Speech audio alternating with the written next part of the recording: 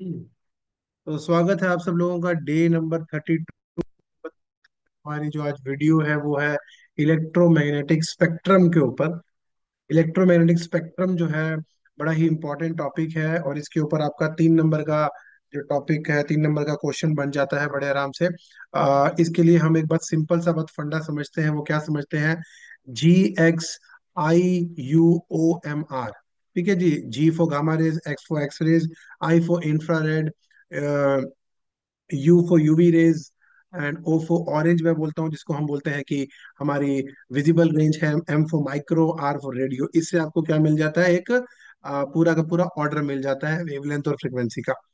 ये मैं आपके डिस्क्रिप्शन बॉक्स में डाल भी दूंगा। रेडियो वेव्स ये आपको सब याद करना है कि इनकी फ्रिक्वेंसी क्या होती है। From the few kilometre to 0.3 metre. Frequency जो होती है few hertz to 10⁻⁹ hertz. Oscillating, सबका सोर्स ऑलमोस्ट एक जैसा है, oscillating charge particles in a magnetic field. Radio TV broadcasting में हम इसको यूज करते हैं। माइक्रोवेव आपको पता है कुकिंग में यूज होती है।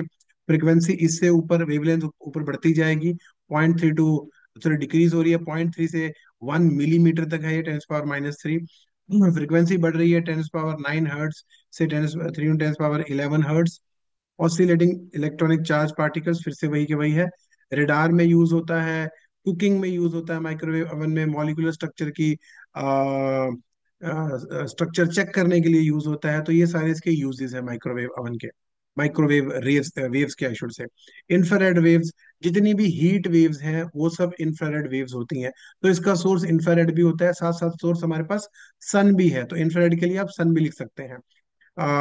वेवलेंथ की बात करूं, 10⁻³ मीटर, 10⁻⁷मीटर।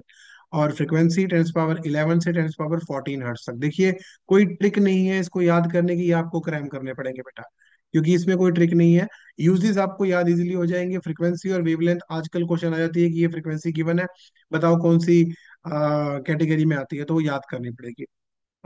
इंफ्रारेड वेव्स सबसे अच्छा यूज है इसका अलार्म्स में, बर्गलर्स अलार्म्स में, जो हम रिमोट कंट्रोल्स में देखते हैं वहां पर भी इंफ्रारेड रेज होती हैं। और ग्रीन हाउस इफेक्ट में इसका काम आता है, एस्ट्रोनॉमी में इसका यूज आता है। इसके अलावा बहुत सारी चीजों में, एंशियंट वॉल्स के अंदर, सीक्रेट राइटिंग्स के अंदर हम इसको यूज करते हैं। विजिबल रेंज 780 नैनोमीटर से 300, या 400 to 770 हम बोलते हैं जिसको।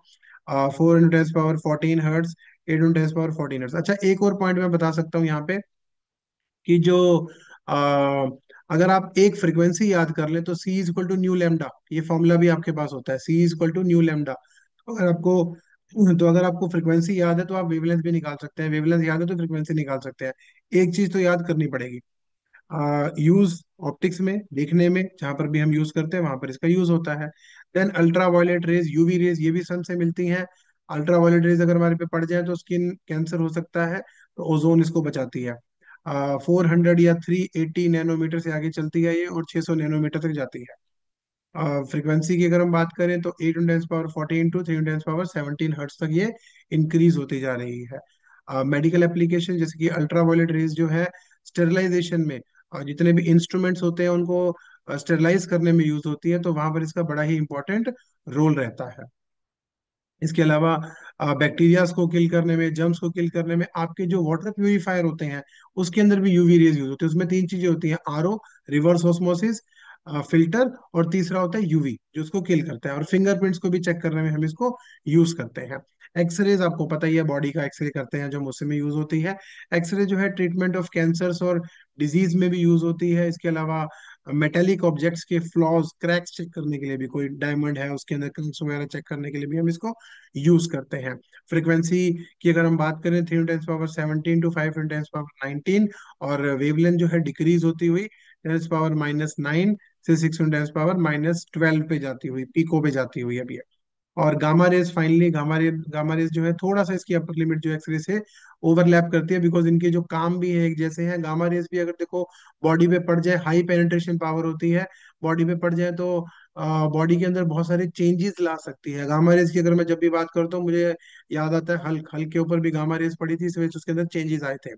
तो इसकी जो वेवलेंथ है 10⁻⁻10 एंगस्ट्रॉम से लेके 10⁻⁻14 तक, और फ्रीक्वेंसी जो है 3 × 10⁻80 इंटू 3 × 10⁻22 रेडियो एक्टिव सब्सटेंस है ये, तो बहुत ही इंपॉर्टेंट है, बहुत सारी इंस्ट्रक्शन में यूज करते हैं, बहुत सारी जगह पे यूज करते हैं। गामा रेज का एक और यूज है, अगर इसको भी हम बहुत कम अमाउंट में यूज करें तो ये भी कैंसर सेल्स को, कार्सिनोजेनिक सेल्स को किल करने में यूज आता है। तो ये हमारे पास इलेक्ट्रोमैग्नेटिक स्पेक्ट्रम पूरा का पूरा था। तो आज का लेक्चर बस इतना ही, इसको समझिएगा और इसको याद कीजिएगा ताकि आपको ये 3 4 नंबर का जो चैप्टर है ढंग से समझ में आए। Thank you so much, God bless you all.